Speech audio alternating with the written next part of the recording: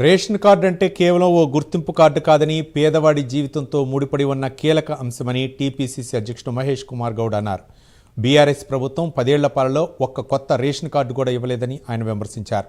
కాంగ్రెస్ ప్రభుత్వం మాత్రం పేదలకు 1,05,00,000 స్మార్ట్ రేషన్ కార్డులను పంపిణీ చేస్తోందని, ఈ స్మార్ట్ కార్డులు పేదల బతుకుల్లో మార్పు తీసుకొస్తాయని చెప్పారు.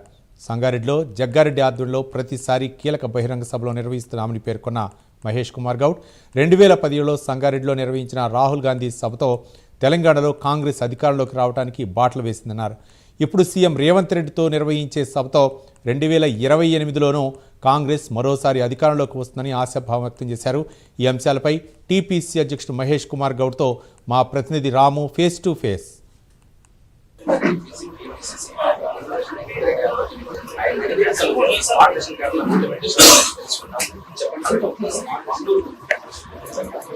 పేదవాడి సంక్షేమం అందాలి.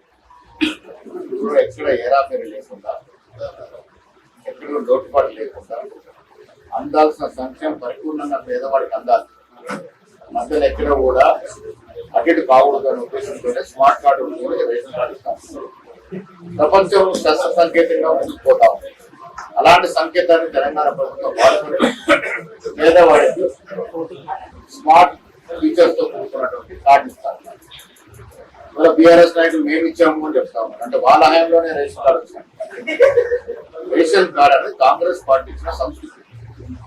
ఆనాడు రాజశేఖర రెడ్డి గారు, కిరణ్ కుమార్ రెడ్డి గారు, రోసేన్ గారు కాంగ్రెస్ ముఖ్యమంత్రి ఇచ్చిన రేషన్ కార్డు 80,000 పైనే.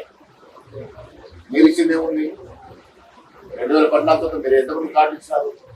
ఎంతమంది ప్రజలు ఆడుకున్నారు? మీరు 23 తర్వాత అర్హతగల ప్రతి పేదవాడికి మేము రేషన్ కార్డు ఇస్తాం. దాన్ని స్మార్ట్ ఫోన్లు ఇస్తాం. పేదవాడు సంక్షేమాన్ని వాడుకుంటే ఆయన ఖాతాలు పడుతుంది, లేదంటే మిగులు ఉండిపోతుంది. రకరకాల ఫీచర్స్ కార్డు ఇస్తాం. కార్డు అంటే కేవలం కార్డే కాదు, కుటుంబానికి భద్రత, కుటుంబం పిల్లలకి ఆహార భద్రత, ఆ కుటుంబానికి గౌరవం, ఒక హక్కు. అలాంటి సదుపాయాన్ని రాష్ట్రంలో ఇస్తాం.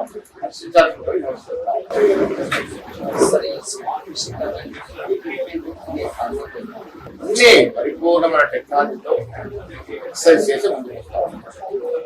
ప్రతి పేదవాడికి స్మార్ట్ కార్డు ఇచ్చి దానివల్ల పరిపూర్ణమైన ఫలితాలు దశగా కాంగ్రెస్ ప్రభుత్వం.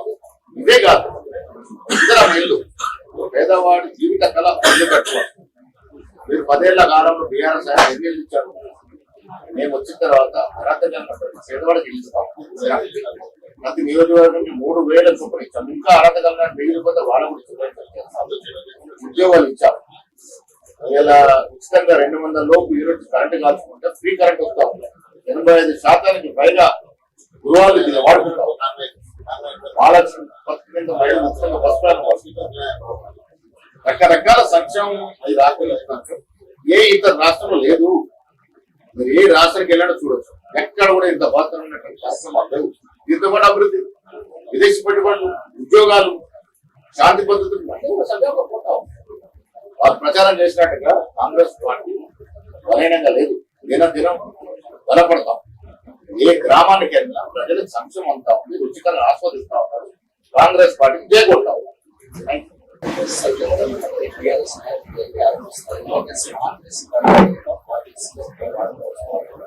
దీంట్లో పాలిటిక్స్ ఏముంది?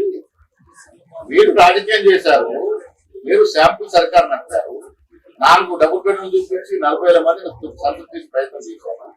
మాది శాంపుల్ సర్కార్ కాదు, వాస్తవ ప్రాక్టికల్ గా ఇచ్చేటటువంటి సర్కార్ మాది. మీలాగా శాంపుల్ సర్కార్ నడపలేము. వాస్తవం చెప్తాం, వాస్తవాలు ఇస్తాం.